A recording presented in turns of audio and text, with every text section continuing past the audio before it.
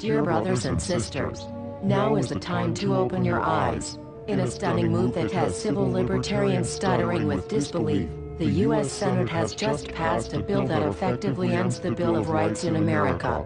The National Defense Authorization Act is being called the most traitorous act ever witnessed in the Senate, and the language of the bill is cleverly designed to make you think it doesn't apply to Americans. But toward the end of the bill, it essentially says it can apply to Americans if we want it to.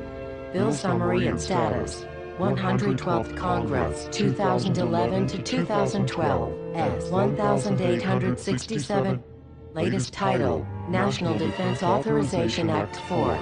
This bill, passed late last night in a 93-7 vote, declares the entire USA to be a battleground upon which U.S. military forces can operate with impunity, overriding posse comitatus and granting the military the unchecked power to arrest, detain, interrogate and even assassinate U.S. citizens with impunity. Even Wired magazine was outraged at this bill, reporting, "Senate wants the military to lock you up without trial." The detention mandate to use indefinite military detention in terrorism cases isn't limited to foreigners. It's confusing, because two different sections of the bill seem to contradict each other.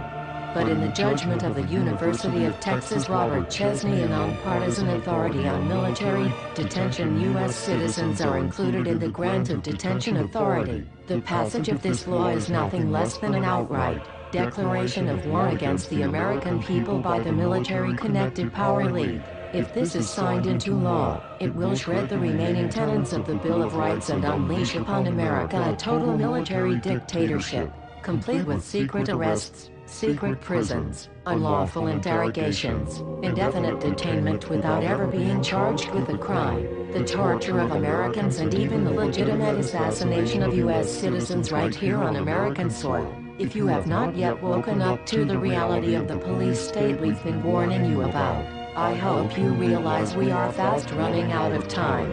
Once this becomes law, you have no rights whatsoever in America, no due process, no First Amendment speech rights, no right to remain silent, nothing. The U.S. Senate does not want us to speak.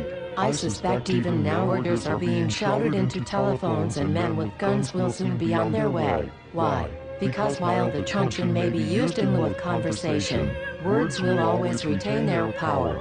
Words offer the means to meaning, and for those who will listen, the enunciation of truth. And the truth is, there is something terribly wrong with this country, isn't there? Cruelty and injustice, intolerance and oppression, and where once you had the freedom to object, to think and speak as you saw fit, you now have censors and systems of surveillance coercing your conformity and soliciting your submission. How did this happen? Who's to blame? Well, certainly there are those who are more responsible than others, and they will be held accountable. But again, truth be told, if you're looking for the guilty, you need only look into a mirror. I know why you did it. I know you were afraid. Who wouldn't be? War, terror, disease. There were a myriad of problems which conspired to corrupt your reason and rob you of your common sense. Fear got the best of you, and in your panic, you turned to the now president in command, Barack Obama.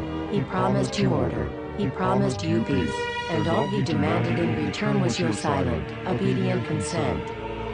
More than 400 years ago, a great citizen wished to embed the 5th of November forever in our memory. His hope was to remind the world that fairness, justice, and freedom are more than words, they are perspectives. So if you've seen nothing, if the crimes of this government remain unknown to you, then I would suggest that you allow the 5th of November to pass unmarked. But if you see what I see, if you feel as I feel, and if you would seek as I seek, then I ask you to stand beside one another, 1 year from November 5th, 2011, outside the gates of every courthouse of every city demanding our rights. Together we stand against the injustice of our own government. We are anonymous. We are legion. United as one. Divided by zero. We do not forgive censorship. We do not forget oppression. U.S. Senate. Expect us. Martial law is now